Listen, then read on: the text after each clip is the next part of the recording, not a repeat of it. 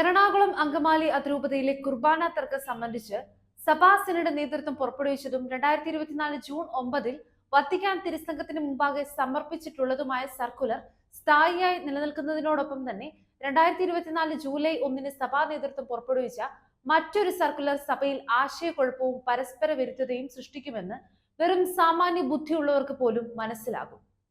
July 3 മുതൽ ഞായറാഴ്ചകളിലും പ്രധാന ദിവസങ്ങളിലും ഏകീകൃത രീതിയിൽ ഒരു കുർബാനയെങ്കിലും അർപ്പിക്കുന്ന ഇടവകകളിൽ നിലവിലുള്ള സഭ അസാധുവാക്കിയ ജനാഭിമുഖ കുർബാന തുടരാമെന്നുള്ള സീറോ മലബാർ സഭാ നേതൃത്വത്തിന്റെ ഉത്തരവ് തീർത്തും അപഹാസ്യവും സഭാ നേതൃത്വത്തിന്റെ വിശ്വാസികളോടുള്ള കടുത്ത വെല്ലുവിളിയുമാണ്.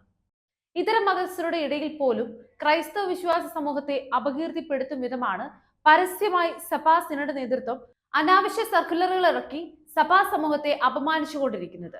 യാതൊരു ഉത്തരവാദിത്ത ബോധവും ഇല്ലാത്തവരൊക്കെയാണ് സഭയിൽ ഇപ്പോൾ ലിറ്റർജി കാര്യങ്ങൾ തീരുമാനിക്കുന്നതും സഭയെ നയിക്കുന്നതും.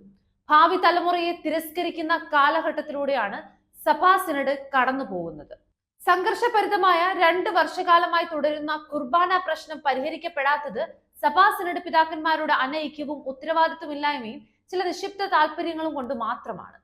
സിനഡ് തീരുമാനങ്ങളെ അട്ടിമറിക്കാൻ ജൂലൈ 1 ഇറക്കിയ സമവായ സർക്കുലറിൽ കയ്യൊപ്പ് ചാർത്തിയ 8 പേരെയും ജൂലൈ 3 മുതൽ ഏകീകൃത കുർബാന അർപ്പിക്കാത്ത എല്ലാ വൈദികരെയും ഉടൻ സഭയ്ക്ക് പുറത്താക്കണമെന്നും സഭാവിരുദ്ധരും സിനഡ് പിതാക്കന്മാരും തമ്മിലുള്ള അന്തർധാരകൾ, രഹസ്യ അജണ്ടകൾ, സഭ അനുവദിക്കാത്ത ലിറ്റർജിക്കൽ വേരിയന്റ് നീക്കങ്ങളെയും അതിശക്തമായി തടയുമെന്ന് കാത്തലിക് നസ്രാണി അസോസിയേഷൻ ഭാരവാഹികൾ മുന്നറിയിപ്പുകൾ നൽകിയിട്ടുമുണ്ട്.